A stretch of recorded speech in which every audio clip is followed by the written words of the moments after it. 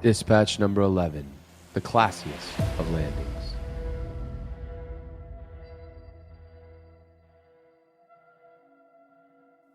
That should just about do it. Thank you, Ringbolt, my dear friend, said Ramus as he installed the last Simian crystal to activate the newly renovated shield system.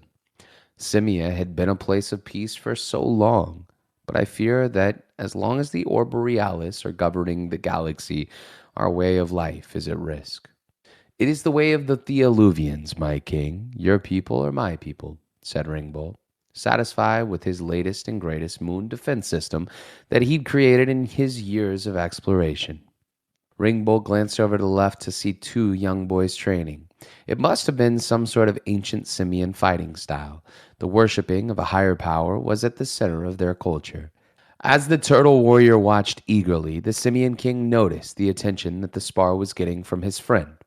You are too tense, Aras. A warrior must clear his mind from distraction to channel the energy of the High Protectors, said Ramus.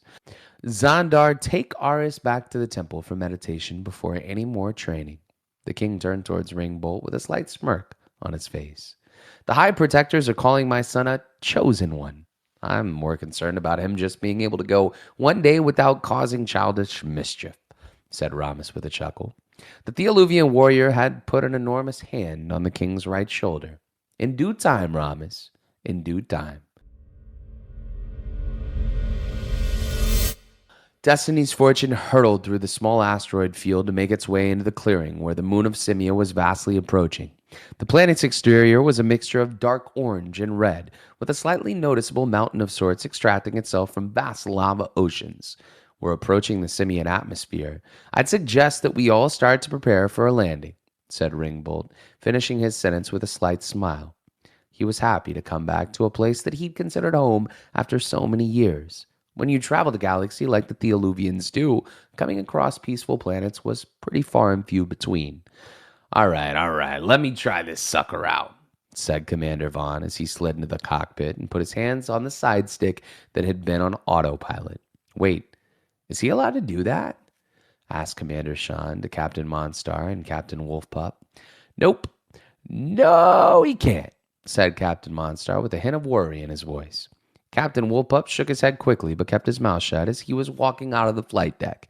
Commander Vaughn had only been entrusted in the guide ship once, and Captain Wolfpup had lied to him, stating that the autopilot was off when it was really on. If I had known that this bad boy was available to fly, I would have given it a go a few hours ago, said Commander Sean as he cracked his knuckles.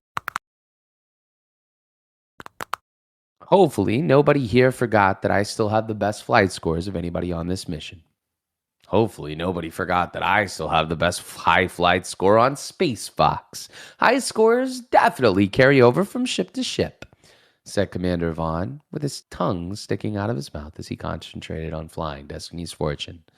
Wait, is he allowed to do that? Asked Flight Engineer Reimer as he entered the flight deck. Nope, not even a little bit, said Captain Monstar, this time with a little bit more sarcasm than distress. Commander Sean moved swiftly over the two-way intercom to patch a message through to his mission specialist. JB, we're approaching the Simian atmosphere. Make sure that you prep the recruits for landing, said the commander. Oh, and one more thing. You may want to tell them to strap themselves in. Commander Vaughn's flying the ship. Aye, aye, Captain, said JB over the two-way, digesting the last part of the commander's message and hesitating slowly. Are you sure that he's allowed to do that? Nope, but he's gonna do it anyways, yelled Captain Monstar as he overheard JB's response. Sheesh, lighten up a little bit. Guys, you forgot who you're talking to. This'll be a breeze, said Commander Vaughn as he activated the ship's drag panels. Destiny's Fortune screamed through the simian atmosphere. The orange glow foaming around the exterior of the ship matched the lava pools on the moon below. Two ships on our flank, commanders, said Captain Monstar, looking intensely at the radar. Should I get the gunners in place?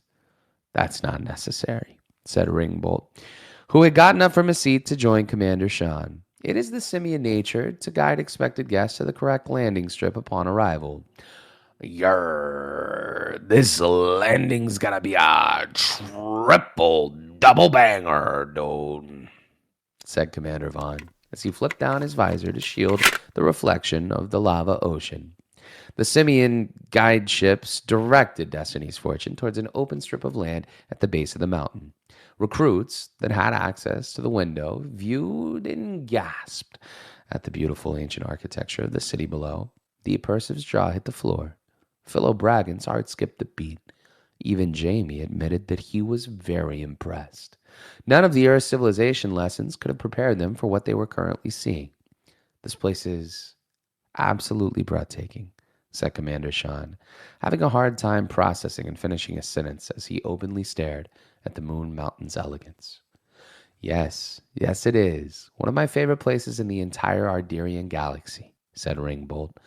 The Simian colony is built on one of the most fruitful lands registered in the Obanawi sector. At the base of Mount Aluda, the volcanic environment has produced some of the most sought-after materials that the galaxy has ever come to know. It's important that we ensure the safety of Simia and its people, as it's been a target of the greedy and evil for generations. The two ships landed safely next to a tall tower that emanted some sort of an energy into the moon's atmosphere. Near the other ships was a plot of land for Destiny's Fortune to land. A crowd of Simian warriors stationed nearby to welcome the Earth's heroes.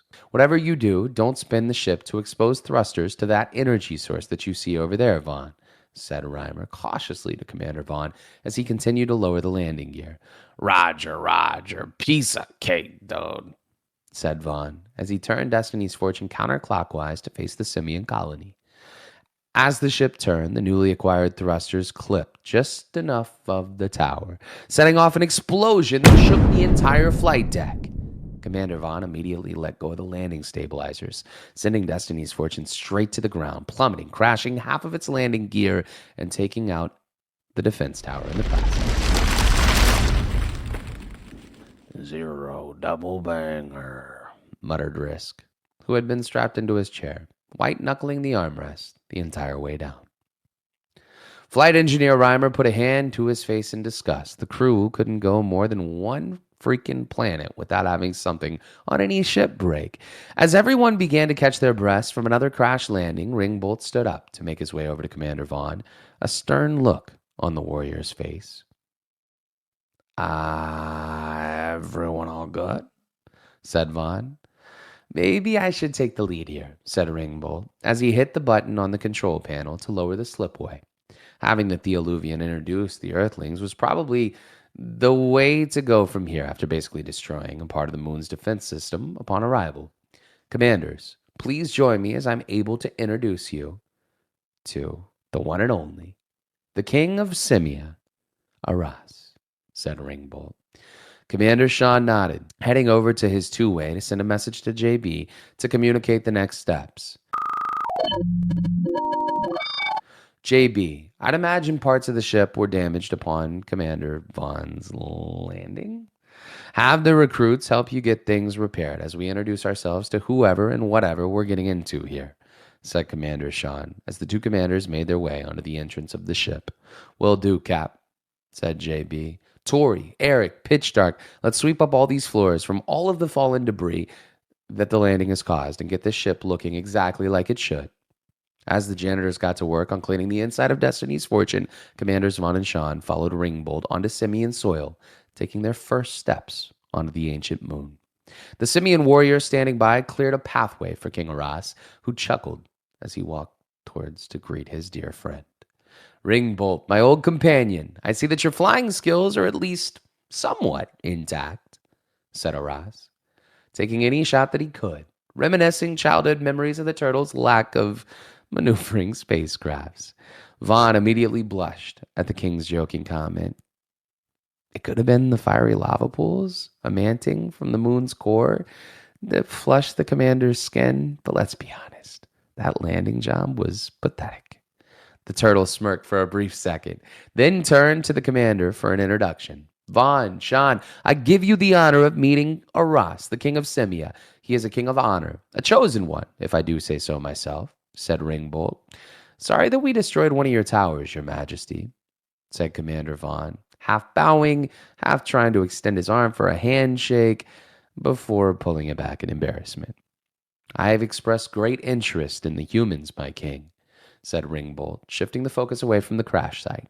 There is something about them that is deeply embedded in the cosmos within the Arderian galaxy. They might just be the missing piece to the... Before he could finish his sentence, a shrieking voice echoed from Ringbolt's communicator. Ringbolt! Ringbolt! Are you there? Said Elecron through the two-way. The weathered giant reached into his pocket, his eyes taking a quick sweep of Aras and the commanders. He made brief eye contact with the Simian King before activating Elecron's hologram. What is it, Elecron? Said Ringbolt. The turtle's tone as stern as the commanders Vaughn and Sean had ever heard from the warrior. Ringbolt, thank goodness you picked up. We were only able to hold off the Legion of Wind for so long. They were somehow able to divert our defense shields, and now they're on their way to your location. Evil is on its way to Simia, said Elecron, his voice shaking with every syllable. The commanders glanced at each other and then turned to face Ringbolt. The turtle warrior took a few steps away from the group, facing Mataluda. Aras, the time has come. The fight for Simia is upon us.